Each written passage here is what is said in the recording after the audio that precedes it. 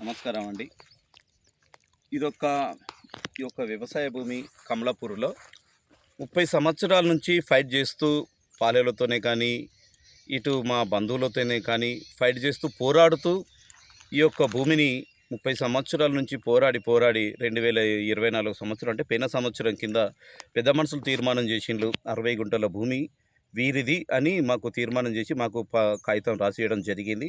ఆ కాగితం ప్రకారం ముగ్గురు అన్నదమ్ములు వాళ్ళు అంటే మా బాబాయిలు, మా చిన్నాయనలు వాళ్ళు పంచుకోవాలన్నట్టు. వాళ్ళు పంచుకుంటే అంటే మనిషికి 20 గుంటల భూమి వస్తుంది.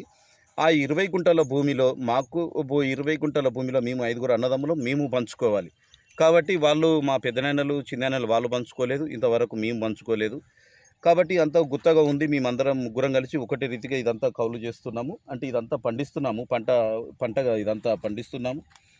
ఈ పంట పండించినప్పటికీ కూడా ఇది మళ్ళీ నీళ్ళు అందకపోవడము, ఇదొక మెట్ట భూమి కాబట్టి నీళ్ళు అందకపోవడము, వర్షం పడ్డప్పుడు మాత్రమే ఈ పంట పండుడు, మళ్ళీ తర్వాత పంట పండకపోవడము, పెట్టిన పెట్టుబడి కూడా రాకపోవడము, ఇదంతా చాలా బాధగా అనిపిస్తుంది.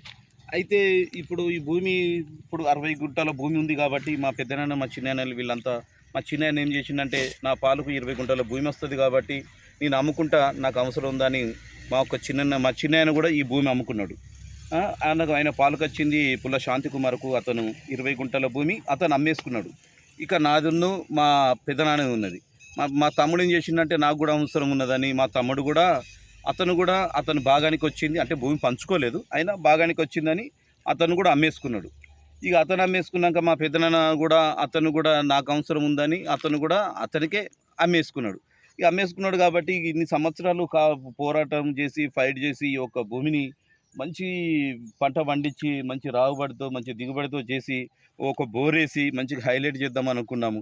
కానీ ఇది మన పంచరాగ భూమి కాబట్టి దీన్ని పట్ట చేయడం చాలా కష్టంగా ఉంది.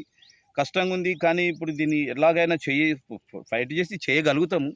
కానీ ఇక వాళ్ళు భూములు వాళ్ళ విస్తరణ భూమి వీళ్ళింత వాళ్ళింత అమ్ముకునేసరికి భూమి ఏం లేదు. మళ్ళీ ఇప్పుడు మాకు ఈ ముగ్గురు పాలకు వస్తుంది కదా, మా పాలకు మాకు 20 గుంటలు వస్తుంది, మాకు పంచియండి అంటే నా భూమి మెట్టగా ఉందని ఒక గుంట భూమి ఎక్కువగలని వాడు, ఒక గుంట భూమి ఎక్కువగలని వీడు అంటాను. ఇప్పుడు వాళ్ళకింత ఇచ్చుకుంటూ పోతే మాకండ్ల మిగిలేది ఏం లేదు. కాబట్టి మా తమ్ముని పరిస్థితి బాగలేదు, పుల్ల హరికృష్ణ పరిస్థితి బాగలేనందువలన మాకు చెప్పకుండా అతను కూడా భూమికి భయాన కింద అతను కూడా డబ్బులు తెచ్చుకున్నారు. ఇక వీళ్ళంతా మాకు తెలియకుండా అమ్ముకుంటాను కాబట్టి ఈరోజు నాకు తెలిసింది కాబట్టి మరి ఒక కొనే వ్యక్తితో మాట్లాడితే సరే బాబాయ్ నేనే కొంటున్నా, మరి ఈ రేటుకి అన్నాడు. ఆ రేటుకు ఓకే అంగీకారమైంది.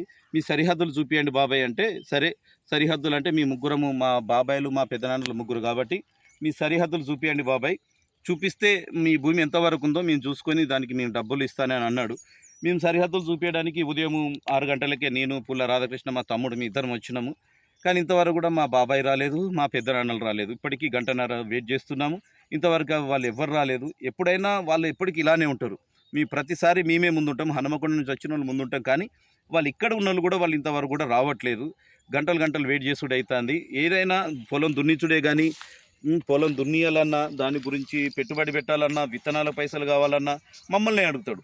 ఆ విత్తనాల పైసలు మేమే ఇస్తాం, ఆ దున్నడానికి పైసలు మేమే ఇస్తాం, అన్నిటికీ మేమే ఇస్తాం. డబ్బులు పెట్టడానికి పెట్టుబడి కోసం మేమే ఉంటాం. కానీ వాళ్ళు వెనుకుంటారు. కానీ ఈ యొక్క భూమి ఇప్పుడు అమ్మడానికి వాళ్ళు అందరూ నిర్ణయించుకున్నారు కాబట్టి ఇక నేను కూడా నిర్ణయించుకున్న అమ్ముదామని. ఇక తిరిగి 30 సంవత్సరాల నుంచి తిరిగి అలసిపోయినాం కాబట్టి ఇక దీని ద్వారా మేము సంపాదించుడు ఏం లేదు, కానీ ఖర్చులే ఎక్కువవుతున్నాయి. ఆ ఖర్చులతో పోల్చుకుంటే ఇది అమ్మే ధర అసలు ఖర్చులంతా కూడా కాదు. కానీ ఇక మీదట కూడా ఇంకా తిరిగి మళ్ళీ మేము ఎంఆర్ ఆఫీస్ చుట్టూ తిరిగి ఇంకా ఇప్పుడు మళ్ళీ వీళ్ళ చుట్టూ తిరిగి వాళ్ళ చుట్టూ తిరిగి ఇదంతా భూమి చేపియాలంటే ఏం కాదు పని, ఇంకా చాలా ఖర్చుతో కూడుకున్న పని.